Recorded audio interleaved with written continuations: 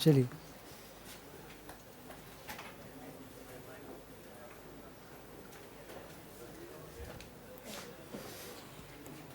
इस बैच में क्या चल रहा था बच्चे? टेंस ना?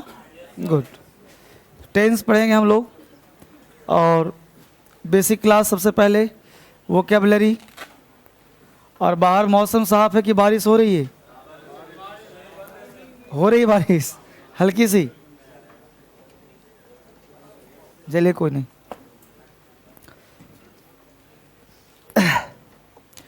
तो हम लोग सबसे पहले कुछ बेसिक से स्टार्ट करेंगे।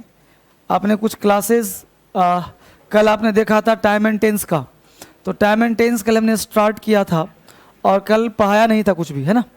तो time and tense start work किया था और वहाँ से हमने कुछ काम घर पे करने को कहा था कि आप ये काम करना, बेसिक कुछ पढ़ना। और उसके साथ साथ आज एक नया टास्क दे रहा हूँ वोकैबुलरी का। वोकैब में जैसे V1 V2 V3 नहीं पता होगा ना, तो आप अंग्रेजी ठीक से नहीं लिख पाओगे, नहीं बोल पाओगे और कोई काम आप नहीं कर पाओगे। तो इंग्लिश के लिए V1 V2 V3 ये जानना आपके लिए बेहद ज़रूरी है। और उसके लिए करना क्या है कि जैसे टेंस का बुक है क्या, देखो नया वाला जरा, नया पुराना कोई भी। नया में पता नहीं कितने पेज पे है, इस पुराने में पता है पेज नंबर 26 पे है। Page number 26। और नया भी चेक करना पड़ेगा ना मुझे। देखो तो कहाँ है वो कैब, फॉर्म्स ऑफ वर्ब कहाँ है, चेक करना है कहीं, इंडेक्स में कहीं दिया है। तो फॉर्म्स ऑफ वर्ब होंगे यहाँ पे। तो यहाँ पे आप चेक करोगे तो V1 V2 V3 जैसे पहला वर्ब मिलेगा अराइज, अराइज का अरोज अराइजन, है ना। अराइज अरोज अराइजन, तो अराइज अरोज अराइजन। तो यहाँ पे वर्ब का लिस्ट आपको मिला होगा। हाँ बच्चे, सबसे पहले सर हम गुड मॉर्निंग बोलना चाहते हैं सर, हम लोग गया की तरफ से। गया की तरफ से, हाँ थैंक यू, बहुत बहुत धन्यवाद। और आप सब अच्छे से रहो, धर्मेंद्र सर हमेशा आप सबों के साथ हैं, ठीक है। God bless you, thank you. बैठ जाइए। यहाँ पे हमने बात करा था, तो इसमें आप आओगे पेज नंबर 26 पे। तो पेज नंबर 26 पे जब आप आओगे तो arise arose arisen, arise arose arisen, ये V1 V2 V3 का लिस्ट मिलेगा। तो V1 V2 V3 का लिस्ट, तो इसको घर पे आपको पढ़ना है, ठीक है। और ये पढ़ करके जब आओगे तब आप बेहतर काम कर पाओगे। नए में मिला क्या? 143, नए में 143 नंबर पेज पे, और पुराने वाले किताब में 27। दोनों वो कैब सेम है ना कि बदला हुआ है? सेम सेम, देखो दोनों किताब सेम है, बस हल्का फुल्का कुछ अंदर होगा। तो पेज नंबर 146 और पेज नंबर 27, 143, ठीक है बच्चे। तो ये किताब आप लेके पढ़ना है इसको। आप पहले क्लास में आ जाओ वोकैबुलरी। तो सबसे पहले शिक्षक दिवस आपका आज का दिन है। तो गया और बिहार जितने बच्चे फिलहाल यहाँ पे अवेलेबल हैं तो सारे बच्चे यहाँ पे, लेकिन जो बच्चे ऑनलाइन में हैं एक बार सब लोग हाथ हिलाइए। बहुत बढ़िया। तो अब कुछ बातें बताऊँ आपको, उसके बाद मैं क्लास स्टार्ट करूँ। सबसे पहले मैं बताऊँ आपको कि आपका जो टीचर है उसके बारे में 2 मिनट जानिए आप।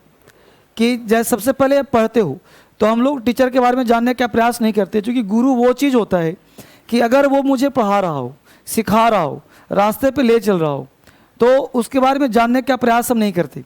बट जानना इसलिए ज़रूरी होता है कि आज के एज में जो बच्चे तैयारी करने आते हैं फिर वो कोचिंग खोल देते हैं। तो सबसे पहले गुरु का मतलब क्या होता है उसको जानने का थोड़ा प्रयास करें, कि ताकि आप जानो कि आप जो पढ़ रहे हो वो सही जगह आपने लिया एडमिशन या गलत जगह लिया एडमिशन। तो सबसे पहले जानो कि जो व्यक्ति आपको लीड कर रहा हो, जो व्यक्ति आपके साथ आगे बढ़ने का प्रयास कर रहा हो, क्या उस व्यक्ति में वो क्वालिटी है जो आपको आगे बढ़ाने में हेल्प करेगा। एक कैटलिस्ट का काम करना चाहिए, एक आपके अंदर वो आपकी चिंगारी को ज्वालामुखी बनाने का काम करता हो। तो सबसे पहले 2 बातें बताता हूँ आपको अपने बारे में। सबसे पहले जब मैं क्लास 9 जो बातें बोलूँगा वो रियल होगा, क्योंकि शिक्षक दिवस के दिन कभी मैं एक्स्ट्रा बात नहीं करता, सिर्फ टू द पॉइंट बात करता हूँ। और वहाँ पे बच्चों को जगाने का प्रयास ये करता हूँ कि मैं क्या हूँ और आपको क्या बनाना चाहता हूँ। सबसे पहले बताऊँ आपको क्लास 8th 9th 10th की कहानी बताऊँ आपको जब मैं था। यस, हाँ हाँ बेटा, आवाज़ जा रहा है मेरा? हेलो, कहाँ से बोल रहे हो? ये भी थोड़ा सा है, हाँ आवाज़ आएगा उसका तो आ ही रहा है, मेरा पता नहीं जा नहीं रहा हो उसको। हाँ जा रहा है बच्चे आवाज़, चलिए कोई बात नहीं। तो जब मैं क्लास 8 में था, 8-9 में, तो मुझे मैथ नहीं आता था और मैथ में बिल्कुल जीरो था मैं, और रियल में समझ में कुछ आता नहीं था। बस अंग्रेजी बचपन से रुझान था पढ़ने का मेरा, अंग्रेजी में 2-4 वर्ड नए नए याद करते, सब लोगों से पूछता, नहीं बताते मुझे बड़ा खुशी होता था। तो ये बचपन की कहानी थी, बताऊँ आपको, आज भी इसलिए याद रहता है कि क्या मैं करामात करता था। कहीं भी किसी के यहाँ गेस्ट में गया, जो देखता टीचर होता तो उसे अंग्रेजी में 2-4 बातें बोलता, वो नहीं बताता तो मुझे अंदर से उड़ जाता कि इसको नहीं आता। तो ये बातें होती थी बचपन में। लेकिन मैथ में सबसे पुअर था। लेकिन मैथ एक ऐसा चीज़ है जो व्यक्ति पूछता कोई नहीं है ना, अंग्रेजी ऐसा जो हर जगह पूछे जाते हैं। तो मैथ मेरा कमज़ोर था, तो मेरे पिताजी काफ़ी निराश थे, परेशान थे कि ये कुछ नहीं कर। बिहार का एक फैशन है कि अगर आपको मैथ नहीं आता तो कुछ नहीं आता, ये बिहार का फैशन है।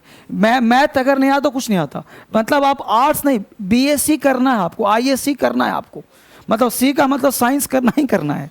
साइंस नहीं किया तो अगर आपने कहा मैं बीए पढ़ता हूँ, आईए किसी काम का तो नहीं है। तो ऐसे वहाँ का फैशन है। तो वहाँ सी वर्ड हमेशा तुम बच्चा किसी कर्म का नहीं हो, लेकिन सी रहेगा वो, समझ रहे हो, उसको कुछ आए चाहे ना आए, बिहार का फैशन था, है ना। आज हम लोग को पता चले तो मैं सी कभी ना काम कराऊँ, प्लस मुझे गौर। तो मैथ मुझे नहीं आता था, तो मैथ में पुअर था। मेरे पिताजी काफ़ी निराश परेशान कि भाई इसको मैथ नहीं आता है, किस काम का है, क्योंकि वहाँ का फैशन है कि इंजीनियर, मैट्रिक करो, इंजीनियर बनो, डॉक्टर बनो, आईएएस पीछे तो कोई सोचता ही नहीं कर। तो सब लोग सोचता है पॉलिटेक्निक कर लो, इंजीनियर बन जाओ, यही फैशन होता है वहाँ का। खैर सबका फैशन होता है। तो मैंने भी क्या काम किया, मैथ आता नहीं था और पिताजी सोचते थे कि इसको एक इंजीनियर बनाऊंगा। अब आजकल के फैशन है, पिताजी बनाते हैं बच्चों को। अब वहाँ पे मैंने क्या किया कि नहीं आता था, नहीं आता था, लेकिन पिताजी से प्रिंसिपल मिले आकर के घर पे, तो काफ़ी निराश थे उस दिन। उनके आंखों में आंसू भरे थे कि अब किसी काम का ये नहीं है तो मैं इस पर क्या करूँ। ट्यूशन लगवाते, ट्यूशन वाला मारता रहता, मैं भागता रहता, लेकिन मुझे मैथ नहीं आते। लेकिन अंततः उन्होंने जब उनकी आंखों में निराशापन देखा तो मुझे लगा कि यार तो गलत बात है। अंदर से बचपन का मन था। हमने क्या किया, उसने टीचर ने क्लास में कहा कि बेटा एक किताब पढ़ लोगे तुम पास कर जाओगे, रिजल्ट तुम्हारा हो जाएगा और तुम मैथ में कभी फेल नहीं करोगे। और ये बच्चों के मन में बैठ गया बात, मेरे मन में।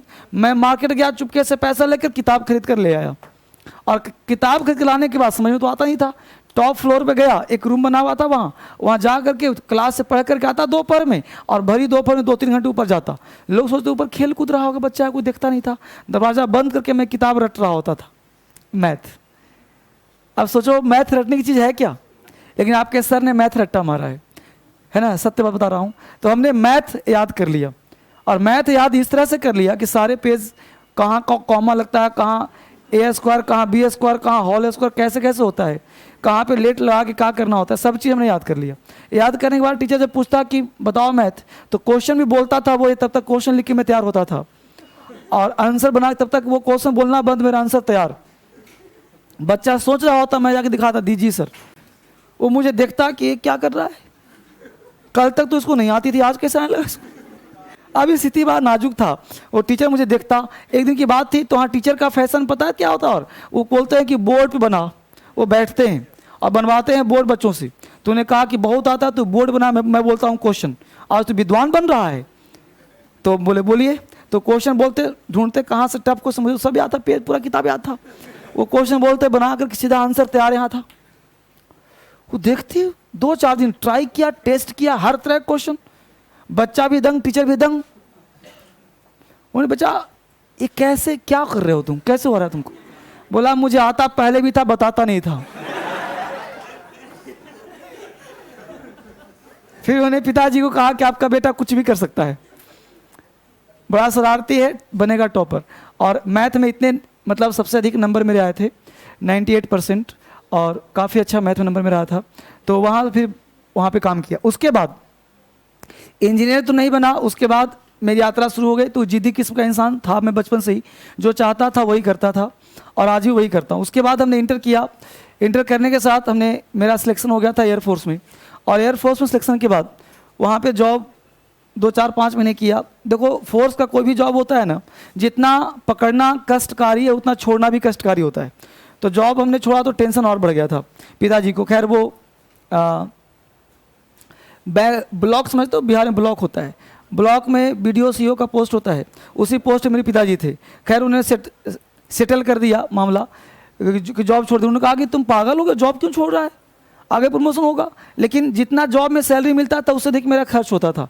5700 सैलरी मिला था मुझे, दिल्ली में पोस्टेड था मैं, तो 5700 मिला था उस समय में, 2001-2 की बात है। तो मुझे लगा कि मेरे बस की नहीं, इतना पैसा से तो खर्च करता हूँ मैं, तो खर्च करता हूँ। फिर बोलते कैसा काम, एक दिन गुस्से में बोल दिया कि जब पैसा मेरे से ही मांगते हो तो ऐसा काम करने का फ़ायदा क्या है। और ये बात बच्चों को लग गई फिर से एक बार, फिर हमने जॉब ही छोड़ के भाग गया। जो घर गया दोबारा जॉब पे आया ही नहीं। पिताजी काफ़ी समझाया, लोगों ने समझाया, बोला कि आपका बच्चा पागल है। तो फिर थोड़ा सा इधर उधर दिखवाया सुनाया भगत भगत से कि जॉब भला तब तक जॉब पे जाएगा, लेकिन मैं जिद बना था जॉब करूंगा ही नहीं। लोगों से पता किया कि किसमें पैसा अधिक है, मैं वही जॉब करूंगा जिसमें मेरा खर्च चल पाए। तो हमने इंजीनियर की सोची और 1-2-3 साल इंजीनियरिंग की तैयारी करी, नहीं हुआ तो एयरफोर्स में अंग्रेजी पढ़ना पड़ता है तभी जॉब लगती है, और उसमें पढ़ाते भी लोग थोड़ा सा हैं। तो एक छोटा सा इतना सा बोर्ड लेकर के हमने 2001 में पटना में कोचिंग खोल दिया, एक्सेल इंग्लिश, है ना। छोटे से बोर्ड में, छोटे से जहाँ रहता था वहीं पढ़ाता था। तो 10 बच्चे 15 बच्चे आते आते धीरे धीरे जो है इतनी भीड़ हो गई कि फ्लैट ले लिया, फिर फ्लैट से और बड़े हो गए, फिर कोचिंग बना लिया, फिर कोचिंग एक्चुअली बहुत बड़ा हो गया, फिर 2-3 ब्रांच पटना में हो गए 2005 तक। लगभग जो है वहाँ पे हमने बहुत पैसा पटना में कमाया और बहुत बड़ा कोचिंग का मालिक बन बैठा पटना में, एक्सेलेंस के नाम से। उसके बाद मेरा एक मित्र IPS बना, और IPS बना और मेरे पास आया, बोला कि मैं तुम्हारा कोचिंग बंद करवा दूंगा। मित्र था मेरा, तो मजाक करा था उसने, मतलब उसने अपने कहा कि मेरे पास पावर है, कोचिंग बंद करवा दूंगा। मैंने बोला मजाक में तुम्हें पैसे से खरीद लूँगा। तो मजाक चलता रहा, लेकिन मेरे बात मन में बैठ गया था कि यार ये बोलता है कोचिंग बंद करवा दूंगा, इसका मतलब उसका पावर है, मेरे पास पावर नहीं है। तो मुझे लगा कि अच्छी बात है, मुझे पावर चाहिए। अब हमने कोचिंग वहाँ बंद करा, भागा दिल्ली। हमने पता करा तुम बना कैसे, वो 2-3 दिन पढ़ाया कि ऐसे ऐसे धीरे पढ़ना पड़ता है। दिल्ली आया, दिल्ली आने के बाद लोगों के साथ रहा। लोग यहाँ दिल्ली में करते क्या थे, लोग दारू पीते, स्टूडेंट सब सिगरेट के साथ चाय पीते। अब सिगरेट भी पी रहा है, चाय भी पी रहा है। अब बोलता जब तक पियोगे नहीं तो आइस बनोगे नहीं। मुझे लगा कि आइस बनने से पीने का क्या संबंध है, लेकिन बोलता कि पीना पड़ेगा। मैं पीता तो नहीं, लेकिन एक दिन जबरदस्ती सिगरेट पिला दिया मुझे। अब पिला दिया, गला पकड़ा 1 महीने तक। फिर मुझे लगा कि यार तो आइस बनना बड़ा मुश्किल है। 2-4 कोचिंग गया, कोचिंग वाला भी ऐसी 2-4 दिन ये पढ़ा रहा है वो पढ़ा रहा है, मेरे समझ में कुछ आता नहीं। मुझे लगा कि मेरे बस की बात IAS नहीं है। चलो जो बढ़िया पढ़ा रहा था वो भी कोचिंग बंद हो जाएगा मेरा। मुश्किल 2-4-5 महीने रहे, फिर कोचिंग वहाँ स्टाफ था ही पढ़ाने वाला सब, फिर भागता वहाँ गया, फिर कोचिंग टूटता जा रहा, फिर उसको संभाल दिया, संभाल के फिर से राइज कर लिया। 6 महीना फिर रहा, फिर तब तक एक रिजल्ट हो गया किसी के मित्र का, फिर मित्र हुआ। फिर मुझे लगा अंदर से जब एक बार आग लग जाती है चिंगारी, तो चिंगारी तो लग जाए तो फिर बिना उसे दम नहीं होता। फिर हमने वहाँ पे भागता भागता फिर दिल्ली आया।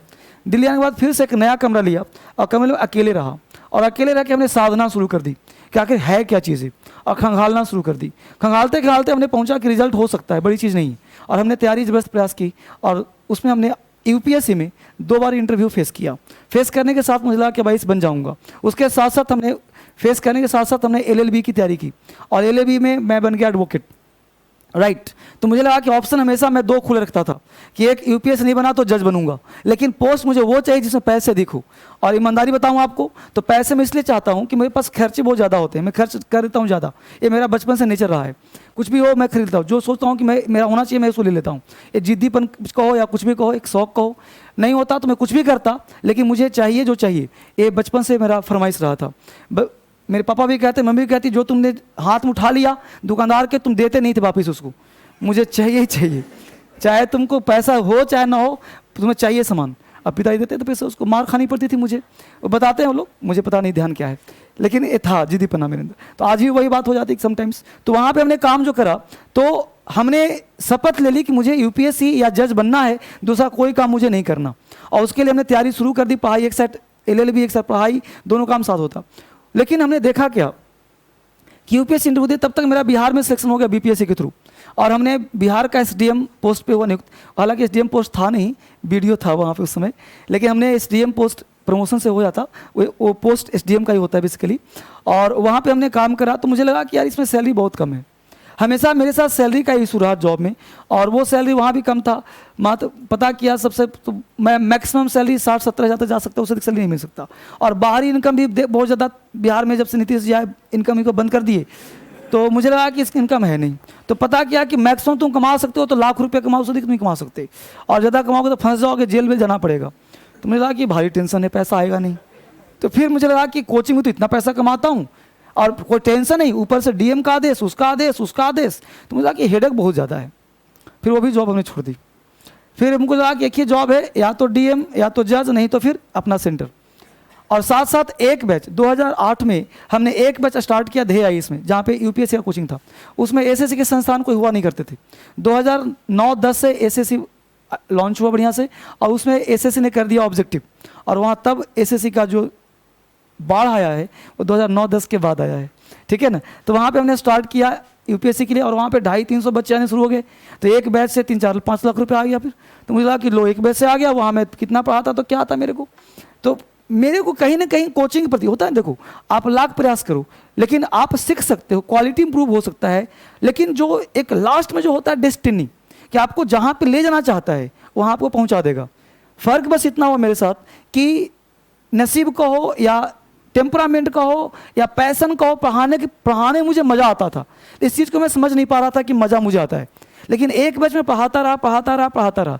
ध्येय में, निर्माण में, दृष्टि में, हर जगह जितने भी आईएएस के संस्थान हैं, आईसीएस में, सब जगह हमने एक बैच पढ़ाया।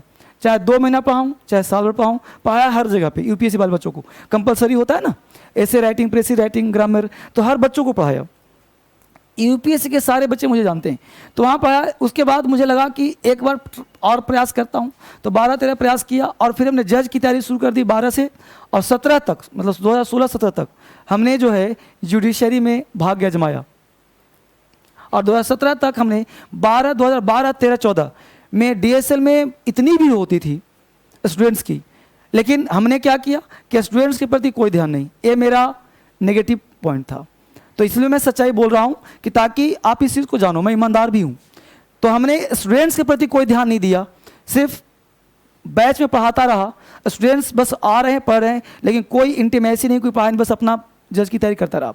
2017 में मुझे एहसास हुआ कि नहीं, या तो कोचिंग बंद कर दो, जज की तैयारी करो, या फिर उसे छोड़ो, इसकी तैयारी करो। 2, 4, 5 दिन, 10 दिन मंथन किया, करना मुझे क्या चाहिए। मुझे लगा कि अंतर मुझे पढ़ाना चाहिए। इसे 2017 लास्ट होते होते बहुत लोगों से विचार विमर्श करके अंतर करना तो मुझे ही था। हमने कंप्लीट डीएसएल पे ध्यान देना शुरू कर दिया, और डीएसएल में ध्यान दे करके 2017 लास्ट के हमने ऑनलाइन क्लास लॉन्च किया। और ऑनलाइन क्लास का मतलब ये हुआ कि ये क्लास चले ना चले, क्योंकि देखो हमेशा क्या कहा, जिद्दीपना, खुराफाती माइंड। और जब ऑनलाइन लॉन्च किया, तो ऑनलाइन लॉन्च करने के साथ एक बैच में पहले हमने सीट रखे 100 एक बैच में, उसके बाद सीट बढ़ाया 200। सर्वर लेना पड़ता है, उसमें नेट वेट कम होता था। और आज डेट में ऑनलाइन में हर एक बैच में 1000 एडमिशन होते हैं डीएसएल के। ये बहुत बड़ी उपलब्धि है। डीएसएल के ऑनलाइन में 1000 बच्चों की होती है एडमिशन। डीएसएल जो आपका क्लास आगे जा रहा है, वो क्लास में 3 तरह के बैचेज चलते हैं, बताया होगा आप लोगों को। एक ऑनलाइन मोबाइल बैच, जो आप नहीं पढ़ते, वो बच्चे जो ऑनलाइन पढ़ते होंगे उनको पता होगा। आप अगर लॉन्च देखोगे, गूगल पे सर्च करोगे, है ना, तो ऑनलाइन क्लास में आप घर बैठ करके टीवी पर, मोबाइल पर, लैपटॉप पर पढ़ सकते हो। तो वो उस बैच में 1000 वैकेंसी होती है, वो 1000 बच्चे पढ़ सकते हैं उसमें, और मैक्सिमम सीट 1000 होता है, और हर बार 1000 सीट फुल होता है। क्यों होता है? तो ये हमने सबसे पहले लॉन्च किया था, और लॉन्च करके मुखर्जी नगर में ये सेक्शन नंबर 1 है। मुखर्जी नगर में किसी का भी क्लास ऑनलाइन नहीं चलता, सबका क्लास ऑनलाइन क्लासरूम बैच चलता है।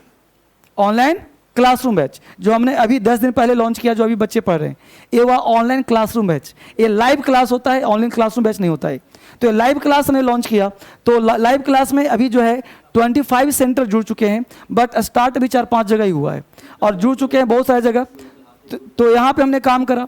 इसके साथ साथ अब क्लास जो है बहुत ही तेजी से, अब मानना ये है कि आपके क्लास में बच्चे चाहे 1 हो चाहे 1000 हो, मुद्दा ये नहीं है। मुद्दा ये है कि अब आपके फील्ड, जो भी एजुकेशन का फील्ड है, मुझे इसी में इतिहास रचना है। इतिहास का मतलब हुआ, मुझे जीत ये है कि आने वाले दिनों में चाहे यूट्यूब हो, चाहे ऑनलाइन क्लास हो, चाहे ऑफलाइन क्लास हो, हर क्षेत्र में नंबर 1 वाला काम करना है। क्योंकि हमने इसमें ध्यान कब से दिया है?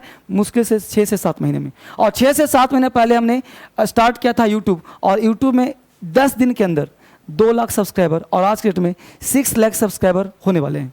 ठीक है, तो यह एजुकेशन के फील्ड में अकेले अंग्रेजी में, तो ये अपने आप में, चूंकि अभी हमने बहुत लोगों को सर्च किया तो मैक्सिमम 22,000 पर डे सब्सक्राइबर बढ़ते हैं। मेरा सब्सक्राइबर 31,000 तक गया है, रिकॉर्ड तोड़ा है। और ये भी बहुत बड़ी उपलब्धि मेरी रही यूट्यूब के खास करके। आखिर बच्चे पसंद करते हैं तभी तो ये बात हो रही है ना। तो बच्चे अगर पसंद कर रहे हैं तो मुझे यही फील्ड चाहिए। और आज के डेट में मैं स्टूडेंट्स के लिए सब कुछ हूँ। यानी आज के डेट में अगर पूछा जाए मेरे पास क्या है लक्ष्य, तो मेरा एक ही लक्ष्य है, बच्चों को टीच करना। और आपको मैं जो टीचिंग दे रहा हूँ तो यहाँ पे क्या कर रहा हूँ, तो आपके लिए यह पढ़ाना है। यानी अब जो मुझे जीना है वो स्टूडेंट्स के लिए जीना है। यानी अब लाइफ का जो गोल था, जो लक्ष्य था, एम था, जो भी बनना था हम बन गए। लेकिन यहाँ बनने से फ़ायदा ये हुआ, मेरी लाइफ में 2 चेंज आए। पहला चेंज, हम जो डुप्लीकेट नाम था DK डिसूजा, वो कैंसिल करके धर्मेंद्र कुमार पे आ गया। क्योंकि बिहार में क्या होता है, हाँ, बिहार में मैक्सिमम लोग डुप्लीकेट वाला काम करते हैं। क्योंकि नाम बदल लेते हैं क्रिश्चियन का, है ना, ये जोनिक्स, ये मेनिक्स, ये नैनी, वो जैनी, है ना, तो ये लोग नाम रखते हैं। जबकि कोई ओरिजिनल नहीं, कोई यहाँ पे जो है क्रिश्चियन अंग्रेज नहीं पढ़ा रहा, बस मेरे हो। लेकिन वहाँ नाम का फर्क तो पता ही है। जब मैं पटना में डिसूजा नाम रखा, डिसूजा से पढ़ा रहे हैं, मतलब कोई अंग्रेज है। तो वहाँ बच्चों की भीड़ आती थी, शायद यहाँ भी रखता नाम डिसूजा तो नाम होता। लेकिन यहाँ पे जो मुझे मिला, दिल्ली आने के बाद जो क्वालिटी मिला, जो मैं अपने आप में इम्प्रूव किया, वो शायद पटना में रह के नहीं हो सकता था। वो वहाँ पे संभव नहीं था होना, क्योंकि वहाँ पे मैं सिर्फ पढ़ा सकता था, लेकिन एक अच्छा आदमी, एक अच्छा एजुकेटर जो अच्छा से मैं पढ़ा सकता था, वो शायद बन नहीं पाता मैं। यहाँ आने के बाद जो तरह तरह के नॉलेज मिले, आज जो तरह तरह के ज्ञान मिले, वो संभव नहीं था। वो दिल्ली आने के बाद ही संभव हुआ। और इस तरह से हमने काम शुरू कर दिया। और आपके लिए आज के डेट में टोटल डिवोशन सिर्फ स्टूडेंट्स के प्रति है। आपके लिए जीना है, आपके लिए मरना है, और आपको ही पढ़ाना है। ठीक है, चलिए, बहुत बढ़िया। तो यहाँ से हम लोग क्लास स्टार्ट करते हैं फटाफट। हाँ बच्चे बोलो, हाँ बेटा बोलो। हम लोग यहाँ से बोल रहे हैं सर। हाँ, आप इतना ज़्यादा संघर्ष किए थे अपने दोस्त के लिए, थैंक यू सर। बहुत बहुत धन्यवाद और आपको नमस्कार। और सर गया की मुक्त धरती पर आपका स्वागत है सर। और हम लोग सर छोटा सा एक भेंट करना चाहते हैं सर। ये गॉड ब्लेस। हाँ हाँ हाँ, बोलिए। हाँ बोलिए।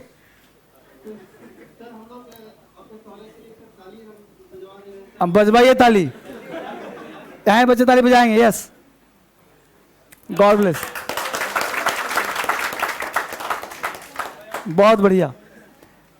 अब आज के डेट में आप सबों के लिए मैं डेडिकेटेड हूँ और आप सबको पढ़ाने के लिए मैं हूँ। ठीक है, हाँ बेटा बोलो। एक सवाल मेरा रह गया। हाँ, अपनी पूरी जिंदगी तो बता दी, शादी के बारे में नहीं बताया। देखो कुछ चीज़ें ऐसी होती है जो पर्सनल लाइफ होता है, उसको ना छेड़ा जाए तो ज़्यादा अच्छा है ना। चलो, क्योंकि वो मैं मानता हूँ कि लाइफ का सेकेंडरी पार्ट है, और वो सेकेंडरी पार्ट जो प्राइमरी पार्ट है वो प्राप्त करने का प्रयास करें। आज की डेट में अगर कोई व्यक्ति सफल होता है तो हम लोग हमेशा उसके ड्रॉबैक, नेगेटिव को जाते हैं। इसलिए कभी भी नेगेटिव पक्ष को ना बोलो और नेगेटिव पक्ष ना पूछो, क्योंकि वो पक्ष साइड है, वो किसी काम का नहीं होता। इसलिए उस पक्ष को ढूंढो जो पक्ष आप आगे बढ़ ले जाता है। ठीक है ना, वो साइड पक्ष होता है। ठीक है, बहुत बहुत धन्यवाद। स्टार्ट करते हैं क्लास हम लोग। चलिए, तो अब क्लास शुरू करते हैं। निकालिए ट्रिकी वोकैबुलरी, क्लास स्टार्ट। ऐसा इसलिए बताया, देखो ये बताने के पीछे लक्ष्य मेरा ये है कि आप जो भी पाना चाहते हो आप प्रयास करो, आपकी डेस्टिनी वहां ले जाएगी जहां आप जाना चाहते हो। ठीक है ना, बट आप अपना प्रयास सर्वश्रेष्ठ करो, जितना आप कर सकते हो डूब करके करो, जो आप चाहो प्राप्त कर सकते हो। संतुष्टि लाइफ में कभी नहीं होना चाहिए। ये नहीं कि एक मिल गया संतुष्ट हो गए, नहीं, हमेशा भूख बनाए रखो, आप हमेशा चाहत बनाए रखो। नौकरी रास्ते का रोड़ा है, मिलता जाएगा मिलता जाएगा मिलता जाएगा, बशर्ते एक नौकरी से संतुष्ट मत हो जाओ। हमेशा प्रयास आगे के लिए बनाए रखो। जिंदगी की असली मुकाम अभी बाकी है। ठीक है ना, हमेशा बाकी रखो, खोज जारी रखो। चलिए, कितना पढ़ना है? टी कौन सा? T6 है ना। T6 से आते हैं हम लोग। T6 में पहला वर्ड है रोस्ट्रम। T6 निकालो बच्चे सब लोग। पहला वर्ड है रोस्ट्रम। रोस्ट्रम का मतलब होता है चबूतरा। रोस्ट्रम का मतलब चबूतरा। रोस्ट्रम को लिंक करेंगे रुस्तम से। रोस्ट्रम रुस्तम, रोस्ट्रम रुस्तम, यानी रुस्तम ने अपने घर के बाहर क्या बनवाया? चबूतरा। रोस्ट्रम रुस्तम, रोस्ट्रम रुस्तम, रुस्तम ने अपने घर के बाहर बड़ा सा चबूतरा बनवाया। ताकि लोग आए और बैठे। तो रोस्ट्रम रुस्तम, रोस्ट्रम रुस्तम, रुस्तम ने घर के बाहर क्या बनवाया? चबूतरा। नेक्स्ट वर्ड है बिलियस। बिलियस का मतलब होता है चिड़चिड़ा, बिलियस चिड़चिड़ा। तो बिलियस को लिंक कर लो बिल्ली ऐश, बिलियस बिल्ली ऐश, यानी बिल्ली जो है ऐश, ऐश मतलब ऐश्वर्या।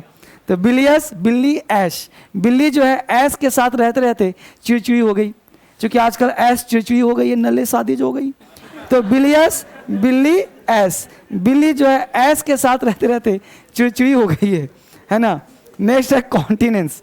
कॉन्टिनेंस कहते हैं धैर्य को, कॉन्टिनेंस कहते हैं संयम को। तो कॉन्टिनेंस कंट्री का सेंस, यानी कंट्री का सेंस और संयम खोता जा रहा है, क्योंकि कंट्री में ऐसे ऐसे घटनाएं घट रही हैं, तो कंट्री का धैर्य और संयम खोता जा रहा है। Next word disdain. डिसडेन का मतलब तिरस्कार करना, डिसडेन अपमान करना। तो डिसडेन 10 दिन, डिसडेन 10 दिन। अब किसी का अपमान 10 दिन से कर रहे हो, गलत बात है। तो डिसडेन अपमान करना, तिरस्कार करना। नेक्स्ट वर्ड है इनंडेट। इनंडेट का मतलब होता है जलमग्न कर देना, इनंडेट का मतलब डुबो देना। Inundate, nun date. अब नन है, अब नन जो है प्यार नहीं करती कभी, लेकिन एक लड़का प्यार करके उसको बुलाया नन को डेट पर, बोला प्यार नहीं करोगी तो जलमग्न हो जा। तो इनंडेट, नन को डेट बुलाया और जल में डुबो दिया। तो इनंडेट का मतलब जल मग्न कर देना, डुबो देना। नेक्स्ट वर्ड है गॉज। गॉज मतलब खोदना। तो गॉज गज, गॉज गज। तो गॉज गज, 1 गज जमीन खोद दो। तो गॉज मतलब खोदना, 1 गज जमीन खोदना। जंक्चर, जंक्चर कहते हैं संधि को, जंक्चर कहते हैं मेल को। जंक्चर, ये जो स्विच बोर्ड होते हैं ना, इसको भी जंक्चर कहते हैं। तो जंक्चर का मतलब स्विच बोर्ड, जंक्शन मतलब मेल। जैसे वो दिल्ली जंक्शन, तो जंक्शन क्यों बोलते हैं? क्योंकि कई दिशाओं से रेलगाड़ियाँ आती है, मिलती है, उसको जंक्शन कहते हैं। तो जंक्शन मतलब संधि मेल, जंक्चर संधि मेल। रेल, रेल का मतलब निंदा करना, रेल का मतलब निंदा करना। रेल को लिंक करो रेल से, रेल का मतलब ट्रेन। अब ट्रेन में लोग बैठ जाते हैं, रेल नाउन है तो नाउन रेल हो जाएगा, और रेल अगर वर्ब हो जाएगा तो निंदा करना। तो लोग रेल में बैठते हैं, रेल मतलब रेल में बैठते हैं, और बैठ कर लोग शिकायत करना शुरू करते हैं एक दूसरे की, आपसी शिकायत शुरू हो जाती है। तो रेल, रेल, रेल में बैठ करके निंदा शुरू हो गई। नहीं भाई, अब मान लो यहाँ पे शाम में बैठे, तो पता है कि बिहार पहुँचेंगे कल सुबह ही, तो बैठ के क्या करेंगे वो?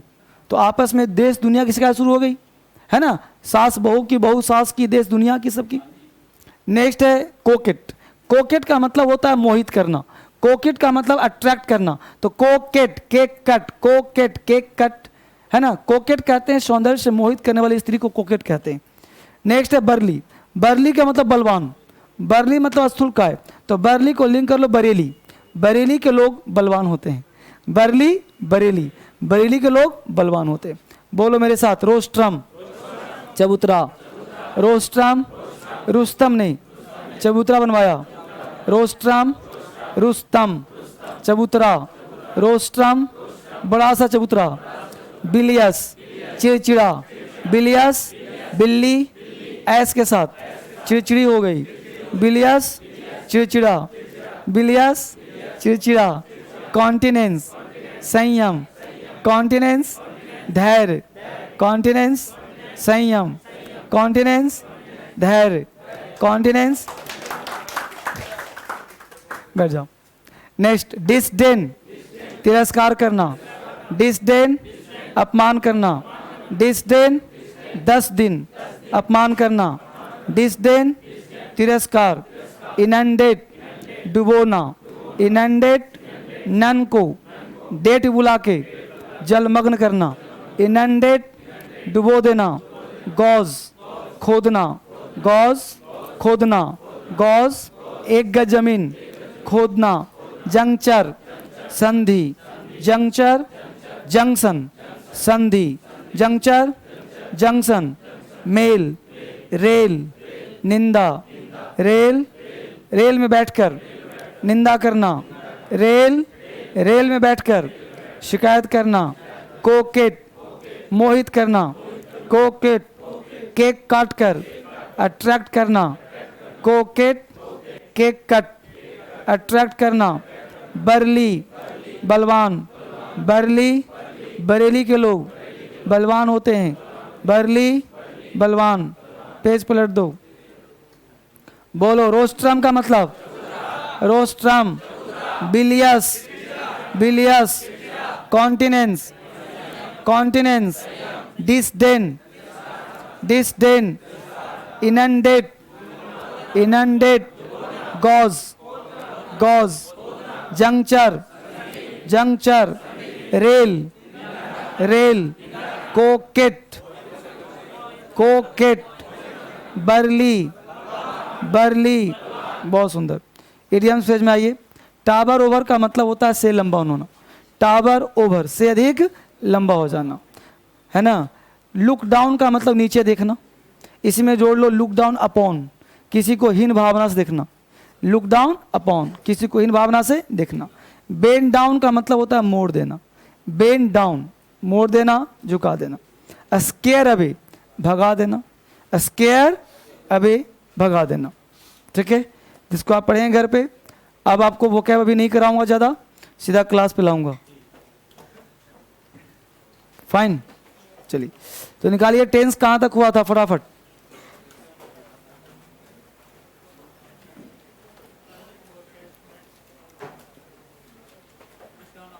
टेस्ट मैच कल शुरू होगा।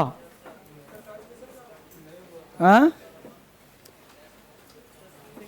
यही करवाया था ना हमने कल, सिंपल प्रेजेंट टेंस करवाया था कल। ठीक है बच्चे, लुक डाउन अपॉन मतलब हीन भावना देखना, हीन भावना। ठीक है बच्चे, स्टार्ट करें फटाफट। यस, तो सेकंड पॉइंट हेडिंग क्या डला हुआ है? पहले बताया था बेसिक स्ट्रक्चर पढ़ाना। चलिए तो हम लोग बेसिक स्ट्रक्चर पे आते हैं फटाफट।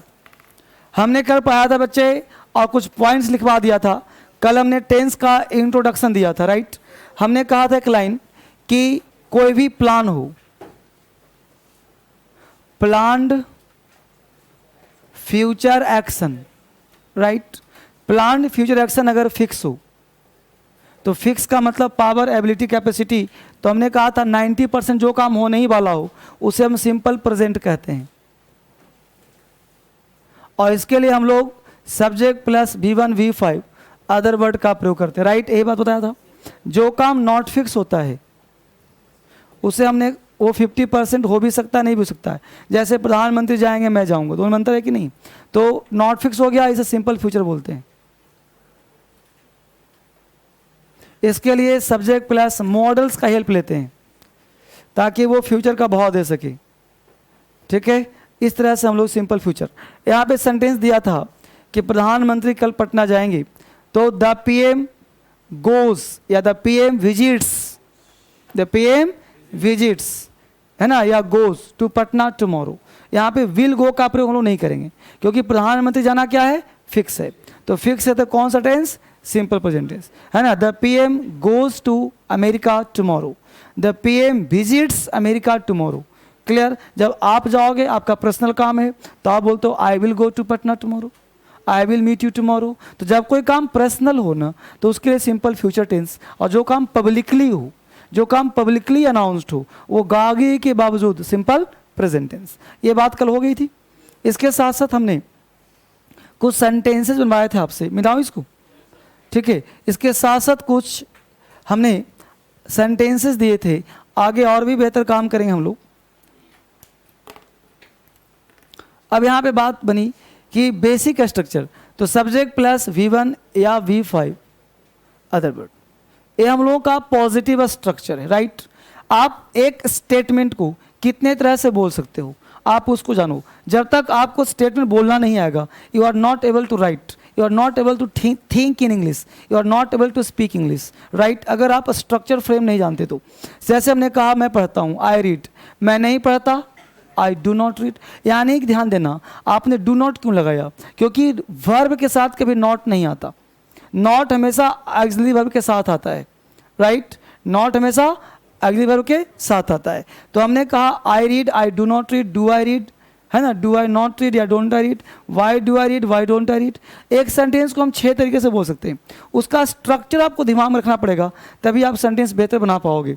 जैसे स्ट्रक्चर है subject plus V1 V5 other word, ये प्रेजेंट टेंस हो गया। अगर हम चाहते हैं इसका नेगेटिव बनाना, राइट, तो नेगेटिव बनाने के लिए क्या चाहिए, सब्जेक्ट, सब्जेक्ट बाद चाहिए ऑक्सिलरी वर्ब। तो ऑक्सिलरी वर्ब डू होगा या डज होगा, राइट। अगर तुम्हारा सब्जेक्ट प्लूरल हो तो डू लगाना, सिंगुलर हो तो डज लगाना। यानी डू तुम्हारा प्लस है और डज तुम्हारा माइनस है, यानी सब्जेक्ट प्लस सिंगुलर प्लूरल, ठीक है। इसके बाद नॉट लगाना प्लस वर्ब का फर्स्ट फॉर्म अदर वर्ड। अब कहो सर V5 नहीं लगाया आपने, तो V5 चूंकि यहाँ पे आ गया, ये V5 ये है, V1 ये है, तभी तो सब्जेक्ट सिंगुलर तो वर्ब सिंगुलर, सब्जेक्ट प्लूरल तो वर्ब प्लूरल, तो फिर से यहाँ V5 नहीं आएगा, ये सिंपल V1 आएगा, ठीक है बच्चे। यानी कि एक कॉन्सेप्ट यहाँ पे और समझना है कि V1 और V2 सिर्फ पॉजिटिव स्ट्रक्चर में आते हैं, राइट। जैसे ही तुम नेगेटिव बनाते हो या इंट्रोगेटिव बनाते हो तो ये V1 V2 V1 में चेंज हो जाता है, समझ पा रहे हो। यानी V2 और V5 सिर्फ किस सेंटेंस में आता है, पॉजिटिव में।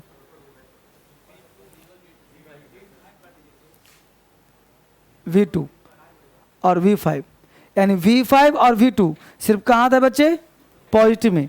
जब हम नेगेटिव या इंट्रोगेटिव बनाते हैं तो चेंज किस में करता है, V1 में, फाइन। यानी V1 ओरिजिनल फॉर्म है और यही फॉर्म हमेशा कैरी करता है, यानी V5 और V2 हमेशा कहाँ आता है, पॉजिटिव में। जब आप नेगेटिव बनाते हो तो क्या चेंज आता है, V1। ये सब आगे फिर से आएगा, मिटा दिया जाए। तो ये हम लोगों का स्ट्रक्चर है पॉजिटिव, राइट। तो हमने क्या बनाया, नेगेटिव, ये था पॉजिटिव। जैसे आप बोलते हो मैं अंग्रेजी बोलना जानता हूं, I know how to speak English. मैं अंग्रेजी बोलना नहीं जानता, I do not know how to speak English. याद आ रहा है। हम बात करें इंट्रोगेटिव का, इंटेरोगेटिव। इंट्रोगेटिव में क्या होता है कि do, does plus subject, verb का फर्स्ट फॉर्म, अदर वर्ड और क्वेश्चन मार्क। क्लियर। इंट्रोगेटिव के साथ हम नेगेटिव बात कर सकते हैं, interrogative plus negative. Do not को यहीं पे हम अगर डोंट कर दें तो कोई आपत्ति है, बोलो। जैसे पहले ऐसे कर दें, पहले सिखा दूं आपको। Do, does, subject not V1, other word question mark. इसी को अगर मैं इस नॉट को अगर इन्हीं लोगों के साथ मिला दिए जाएं तो स्ट्रक्चर बन जाएगा इसका डोंट या डजंट प्लस सब्जेक्ट, वर्ब का first form, other word question mark. ठीक है बच्चे। तो 1 2 3 4, यानी आप एक सेंटेंस को 4 तरीके सीखे, 2 और बाकी है, जस्ट बताऊंगा आपको। पहले यहाँ तक कैरी कर लें, है ना। तुम वहाँ जाते हो, यू गो देयर। तुम नहीं जाते हो, डू नॉट गो देयर। क्या तुम वहाँ जाते हो, डू यू गो देयर। क्या तुम वहाँ नहीं जाते, डोंट यू गो देयर, है ना। इस तरह से। तो पहले ये 4 लिख लीजिए, फिर आगे बात करूँगा।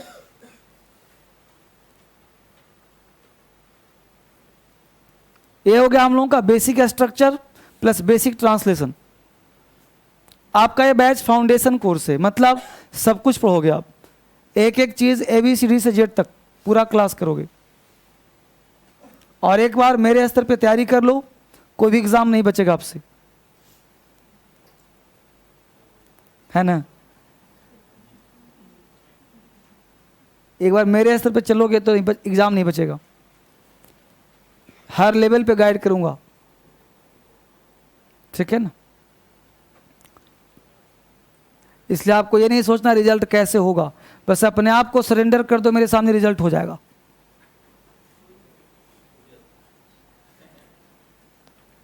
मिटा दूं इसको, उतार लिया। अब एक लगे हाथ कर लेते हैं फटाफट, फिर आगे बात करते हैं।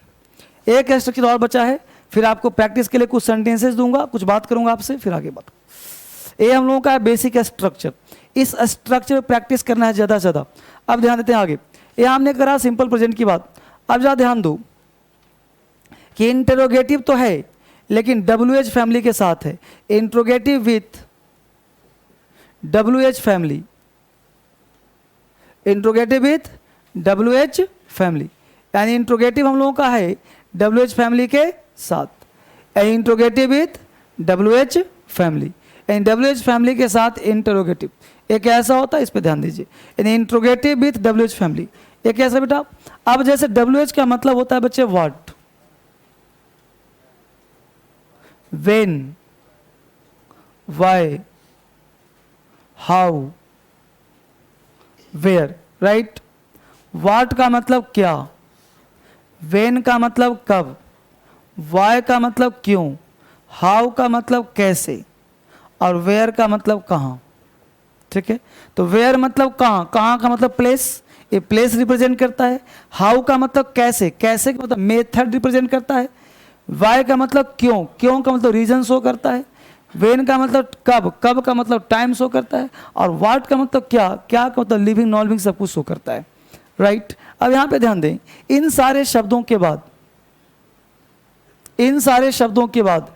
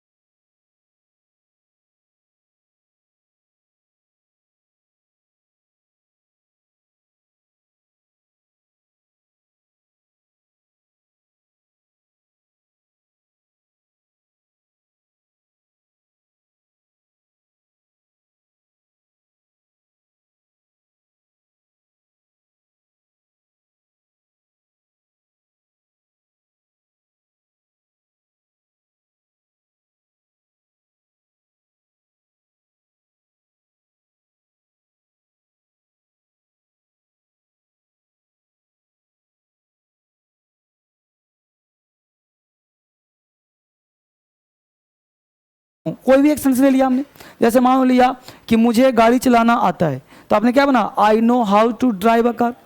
नेगेटिव क्या बनेगा, I don't know how to drive a car. Do I know how to drive a car, don't I know how to drive a car, why do I know how to drive a car, why don't I know how to drive a car. तो आपको जो sentence simple है, मैं तुमसे मिलना चाहता हूँ, I want to meet you, I don't want to meet you, do I want to meet you, don't I want to meet you, why do I want to meet you, why don't I want to meet you. तो आप structure sentence जो होता है, आप mind में एक sentence लो और 6 बोलो। खड़े रहो, I go, you go, they go. He goes, she goes, Lata goes, Priya goes. तो आप सेंटेंस लो, माइंड में इस तरह से उसे फिट कर लो कि आपके दिमाग में जब आई गो यू गो बोल रहे हो तो अगर सी आ जाए तो गोज निकलना चाहिए। ये नहीं कि आई गो यू गो ही गो सी गो, तो गलत हो जाएगा ना। तो आपको दिमाग में होना चाहिए कि जब आप बोल रहे हो अंग्रेजी, लिख रहे हो अंग्रेजी, तो I go you go he goes, she goes, Lata goes, है ना। तो उस पर I go, I don't go, do I go, why do I go, why don't I go, तो स्पीड में होना चाहिए अंग्रेजी, तब आपका अंग्रेजी फास्ट होगा। लिखोगे दिमाग उस तरह से बिल्कुल सेट हो जाएगा। जिस प्रकार अलमीरा में रखते हो कपड़े ना तो सेट रहता है, उसे सेट रखा दिमाग में कब क्या निकलना चाहिए। जैसे हिंदी हम लोग बोलते हैं तो सेट किया हुआ पहले से तो निकलना शुरू हो जाता है। तो अंग्रेजी ये नहीं कि आप, हम तो एसएससी की तैयारी करते हैं भाई, बोलना ना आएगा कोई बात नहीं। मैं ये नहीं कहा बोलना सीखो, बट अगर 2 लाइन बोलना आ जाए तो गुनाह नहीं है, ये ज़रूरी है, तुम्हारी पर्सनालिटी इंप्रूव ही करेगा, कोई नेगेटिव बात नहीं है। नहीं तो अभी क्या होता है, तुम्हारे सामने 2 बंदा आया, अंग्रेजी बोल दिया, यस यस यस, है ना। तो आपसे उम्मीद है ना, being a student of UPSC SSC, you have to have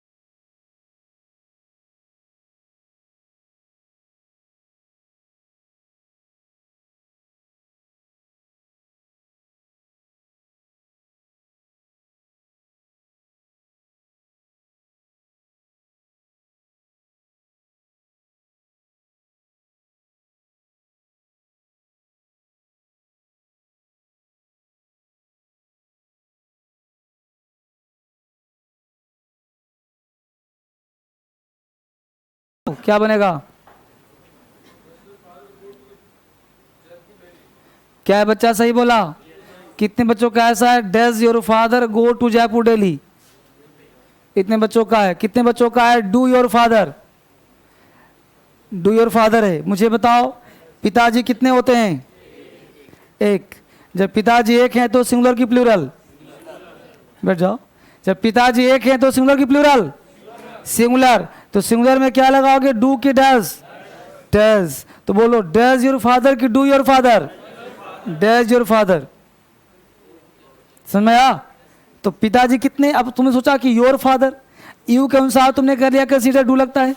you के अनुसार नहीं करना, तुम्हारे पिताजी, नॉट की सब्जेक्ट यू है।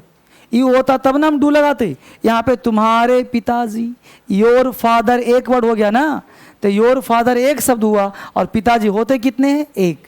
एक का मतलब हो गया सिंगुलर, और सिंगुलर के साथ क्या लगाते हैं, डज। तो बोलो डज योर फादर कि डू योर फादर? बोलो बाबू।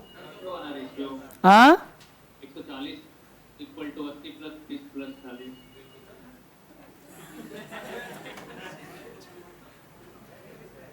अंग्रेजी पढ़ा रहा हूँ बाबू,